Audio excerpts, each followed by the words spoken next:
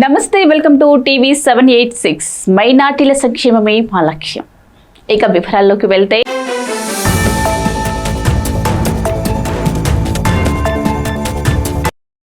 వరంగల్ నగరంలోని జిల్లా గ్రంథాలయ సంస్థ కార్యాలయంలో తెలంగాణ సిద్ధాంతకర్త, విద్యావేత్త ప్రొఫెసర్ కొత్తపల్లి జయశంకర్ 92వ జయంతి వేడుకలు ఘనంగా నిర్వహించడం జరిగింది. జిల్లా గ్రంథాలయ సంస్థ చైర్మన్ శ్రీ మీసాల ప్రకాష్ పాల్గొని జయశంకర్ చిత్రపటానికి పూలమాల వేసి నివాళులర్పించారు. కార్యక్రమంలో గ్రంథాలయ కార్యదర్శి బుగ్గరెడ్డి చిన్నబాబు, స్థానిక కాంగ్రెస్ పార్టీ నాయకులు మబ్బు ప్రవీణ్, సందేలా లాజర్, కె సంపత్, జస్వీర్ సింగ్, నాగరాజు, కిరణ్, ప్రభు తదితరులు పాల్గొన్నారు.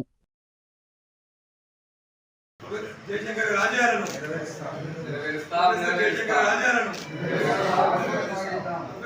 కొనసాగిద్దాం. జయశంకర్ గారి ఆశయాలను కొనసాగిద్దాం. జయశంకర్ గారి ఆశయాలను కొనసాగిద్దాం.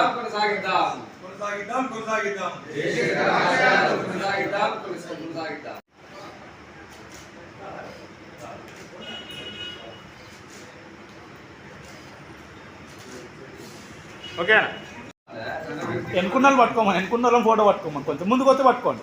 ముందుకు వస్తాడా రావేనా?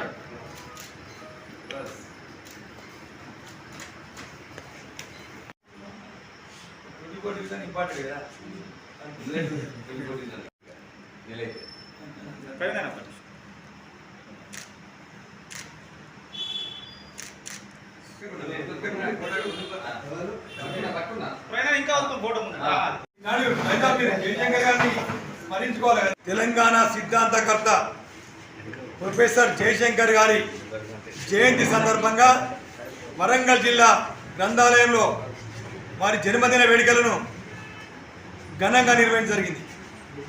ప్రొఫెసర్ జయశంకర్ గారు తొలితరం తెలంగాణ పోరాటంలో, అలాగే మలితర పోరాటంలో కూడా ఎంతో తెలంగాణ కోసం పోరాటం చేసిన మహనీయుడు. ఆ మహనీయుడి త్యాగాలను ప్రతి ఒక్కరు కూడా వరంగల్ జిల్లా నుంచి వెళ్ళి అందరూ కూడా వారి ఆశయాలను ప్రజల్లోకి తీసుకోవాల్సిన సందర్భంగా తెలియజేస్తున్నాం.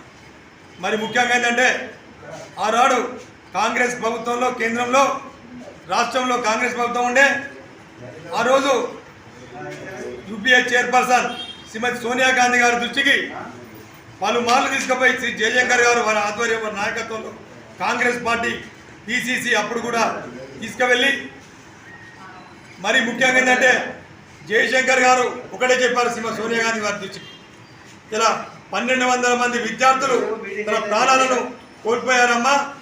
మరి తెలంగాణ ఇవ్వకుంటే తెలంగాణలో చాలా ఇబ్బంది ఏర్పడుతుంది. 1969 నుంచి పోరాటం చేస్తూ ఉన్నారు తెలంగాణ కోసం.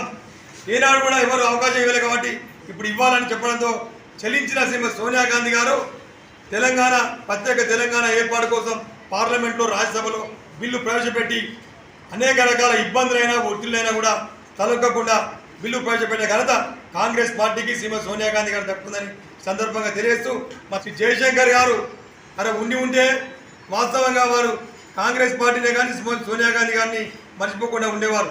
వారు జయశంకర్ గారి ఆశయాలను ప్రజల్లోకి తీసుకోవాల్సిన సందర్భంగా కోరుతున్నాం. సో ఇవ్వండి ఇవాల్టి బులెటిన్ అప్డేట్స్. మరో బులెటిన్ అప్డేట్లో మళ్ళీ కలుసుకుందాం. అంతవరకు చూస్తూనే ఉండండి టీవీ 786.